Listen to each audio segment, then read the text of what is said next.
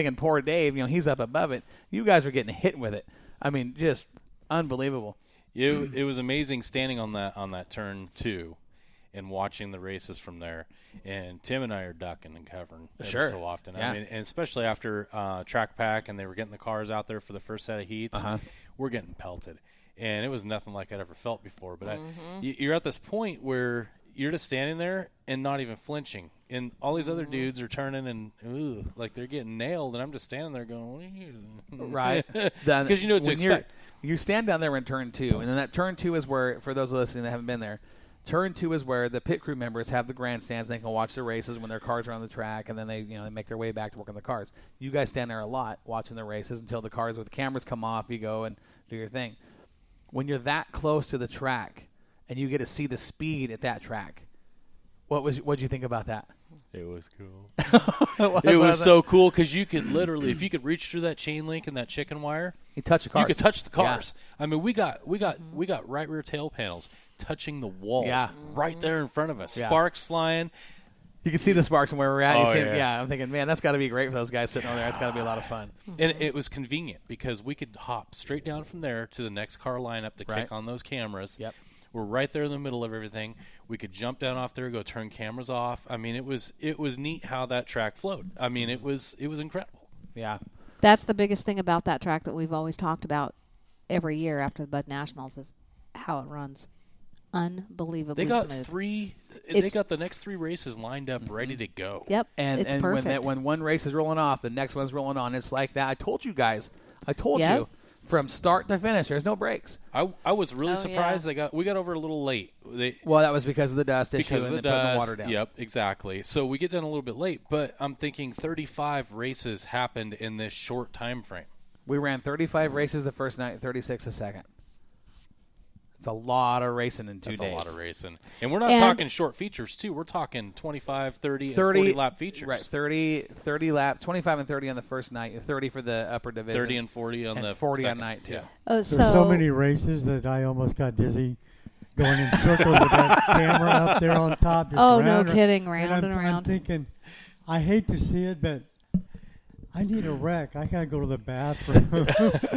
Nina actually came up and they did some video once and relieved me. I said, Nina, please come save me. Yeah. So I will say, like I said, I felt sorry for Dave up there in that dust on the top of the tower, but you guys had it just as bad. Now, that's because that's what you do. That's where you have to be. Okay. Right. Nina, on the other hand, absolute nut job. Yeah. Okay. I realized how big my sack was. Yeah. Nut job. I'm looking at her going, what is she doing? Is she so? I'm eating sparks. Most photographers, get in the middle of the infield and they'll stand in turns 1 or 2 or 3 and 4 and stand there all night and take the same picture over and over and hope they get 2 or 3 wide or a wreck to happen in front of them. Not Nina. Nope. Nina will be in turns 1 and 2. She'll be at the middle of the backstretch. She's over in 3 and 4. I look down. Where is she? She's in the flag stand next to the flagger, shooting into turns 3 and 4, getting these pictures that are, and we'll talk more about that later on. Unbelievable.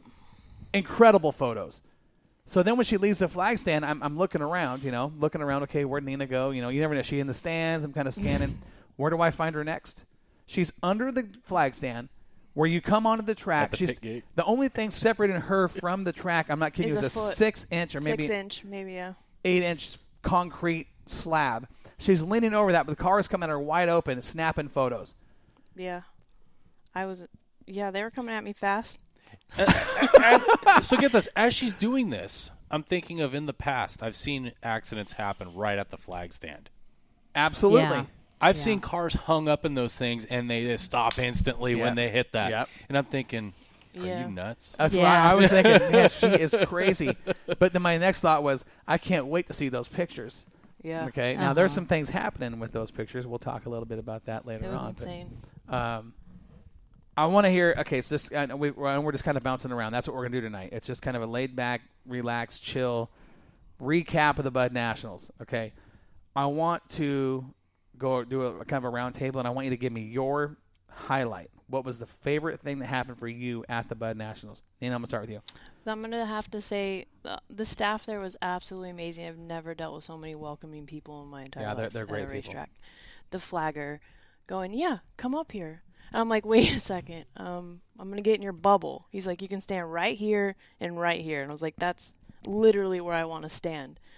Okay. Now, you guys think that you guys get pelted. That guy gets pelted hard. So he's like, you're going to want these, and hands me a mask. I was like, all right. And leaning over the racetrack and watching the cars go under me, that was the highlight of my life. Yeah, cool. All right on. Very cool. Tim, your first Budweiser Nationals. Give me a highlight. What was your favorite thing that happened? I'd have to say the hobby stock races. That was neat. That was neat to see the old school. Yeah. Just actually. And those guys were on street tires. And they're like 20 in the class. Yeah. It was right. pretty cool. Absolutely. Yeah. Good. Dave? I kind of like the little mini mods. The mod lights? Yeah, mod lights. I mean, they're your size. I don't know. They look like a lot of fun. I'd love to just drive one of those just for the kicks, Mm-hmm. But I was kind of impressed with the way everybody helped Joey Tanner out when he had his little problem. Yeah, at the we'll talk rear about end. that. We'll talk about that, yeah. Part. And all of a sudden, bam, he's out there on the track. And, it was just pretty amazing. And it's some really fast cars there. There's a lot of clean racing. There's a lot of bump and grind, but it's it not. was clean bump and grind. There was no Yes. intentional anything that I could see. And I was videotaping. I'm trying to look for the mistakes people are to video them. I'm trying to, just try to get some good racing in. And Sure. Everything was just great. Gary? I'd have to say track pack night 2. A track pack? Yeah. Well, No, that was eventful. Yeah, that was fun to watch. And we were talking about that before you guys. I was Did saying ya? how you and I stood in turn 1, and we're looking at each other going, oh, no, they overcompensated and went the wrong way. Thank goodness Randy Schweitzer is a track master. And, I mean, the end result, we posted it on Moxie Media and on Moxie Love, that photo. The end result was as nice of a dirt track as you're going to find anywhere in this country at any given time. Perfect racetrack. It was very nice. Perfect. Very, very nice. Did you hear him talking later after the race? I did. About he it? was a little Yeah. worried. What did I do? Yeah. Did I overdo it? He says, this is on me. He says he was just, he really cares. Yeah. I'd say the whole weekend was a highlight for me. I mean, I really can't pick out one thing because there's so many things that happened. So many things that went on, especially down the pits, talking with some of these crews. Seeing the camaraderie between everybody, even if they were guys that never raced together in their lives. Right. Seeing that, it's the track itself. Mm-hmm. The track itself Yes. was a big highlight. Absolutely. I could see where it could be deceiving, but really when you're looking at that track, you can see every bit of it. Yeah. Now, I asked these guys before you got here, did it live up to the hype that we created? I think so. Good. My other highlight's the palm trees around turn. Yeah. Gary, the whole trip. Yeah. Palm tree. I know it. Palm tree. Sandy, what was the highlight for you? The highlight for me was actually, we haven't been able to watch Joey Tanner this past year. And being the only Oregon guy In a late model. in a late model who showed up to the Bud Nationals. Love the dude. I absolutely adore him. Great race car driver. You got to know Joey is to love Joey, and you have to really know him in order to love Joey, right? But we adore the kid, and that was the highlight, is actually watching Joey, simply because we haven't been able to see him much this past year, and that I was really, I guess, feeling extra special towards him because he was the only Oregon guy, the only late model guy to show up. So between him and his now car owner, Pete Bound, I think they did a fantastic job to see him go from 17th to 4th On night 1. on night number 1, and then to finish number 2. Oh, God, I would have loved for him to take one of those guitars home, but it just wasn't meant to be. However, you can't, complain about a second place finish. Not against that field of cars. No. Not against Cody Laney in that 32B. You know what? Yes. So that was my I have to highlight. say, the highlight for me, number 1 is just the race itself. I love the event, but when you walk in and you get up into that Mike Mosier tower, for me, that Mike was a friend of mine who's no longer with us. Phenomenal announcer. Got to work a couple Budweiser Nationals with him. we lost him, and I'm going to say it was 16, wasn't it?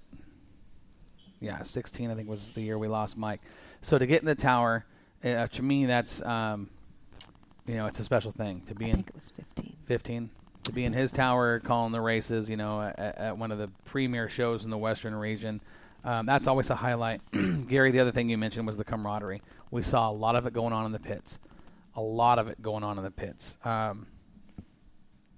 Those guys there, as intense as the racing is, and it's a different feel. Did you guys notice that when you're in the pit area down there, it's the guys show it. This is how California does it. Because of the heat, typically, now it wasn't hot. We were in the low to mid 80s. It was perfect racing weather. But typically down there in Bakersfield, it's 100 degrees at this show. 90s to 100 degrees is hot. So these guys will roll in. Gates open at 11. And qualifying starts at 5. Mm-hmm. These guys will roll in at 3:30, 4 o'clock, unload, get in the cars, go out and qualify, and they show up right before the races. And you saw some of those guys rolling in late. So it's kind of weird. But this year it was, I think because of the cooler temperatures, guys were getting there earlier. Just being in the pit area, the camaraderie, and the Schweitzer family. I love talking with the Schweitzer family. They're just wonderful people. Had a really good, while you guys were out in the back hanging with the crew and the staff, I was in the office talking business with Scott and Stephanie and Dixie and having a great time, just a great conversation with those guys. Phenomenal. Good to work with Mike and John Candelaria, the two announcers down there. Obviously Mike, part of Moxie Media. John, his first year announcing, only been announcing a couple months, did a pretty good job. I actually enjoyed that. Pretty good job. I thought he was a good announcer. Having 3 announcers, got to break it up. Mike was kind of the center point there, so we split it up between Mike and John and Mike and myself. And but the racing is always, that's always the highlight. The fan turnout, but the camaraderie and just that whole event and the Schweitzers for me is. It's a good thing. I just love going down there. I love the environment. Did you notice how? So chill. Pretty, yeah, chill and Good everybody's time. happy. You know what? There was not a lot of hustle in those pits. It wasn't. You know how you can usually feel tension in the pits, And that's not No. normal. I think No. what you got was not normal. Really? Prime because example. The last, Prime example is that Gary and I are walking through the pit area, kind of deciding, who's going to get cameras and this and that. Now we know one guy we don't ask to put cameras on his car because drivers are superstitious. Drivers don't like certain things. Robbie Sawyer. Robbie Sawyer has got the car sitting there. It's up on jack stands. All 4 wheels and tires are off. His crew guy sitting on the golf cart, just kind of with his arms folded, his head leaning back, just kind of chilling. Where's Robbie? Robbie is in the trailer, on a blanket, in shorts, no shoes, legs crossed, kick back, sleeping. That's how it goes down there. It's just, but you get Robbie Sawyer in a race car, and it's a different ball game. Dude can drive. A lot of fun to watch. Mm-hmm. Probably the worst Bud Nationals of Robbie Sawyer's career this year. Night number 1, he was wrecked, got caught up in a wreck in turn 4. Not sure what happened there. I just kind of caught the tail end of it. There was a couple of guys that got tangled up with him. Night number 2, and this for me, I think, and again, the flagman there did a fantastic job. Okay, I will tell you that dude is as consistent as a flagman I think you're going to find. He's a former racer. He raced for a long time, so he knows what's going on when guys are doing certain stuff. He's not afraid to point at them. He's not afraid to throw his arms in the air and point a black flag at somebody and warn them, hey, buddy, this is your warning. Next time, out of here, right? And how many times did we see Jim do that? A lot. Okay, so. What about the driver meeting? That was interesting to watch.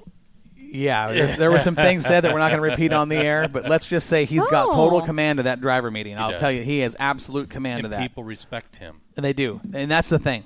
Every one of those guys down there, even with the calls that a lot of guys would flip out about, they respected his calls because it wasn't that he made that call against that one guy and let it go against anybody else. He made that call, whatever it might be, against every person in that same situation. I'm going to talk about that.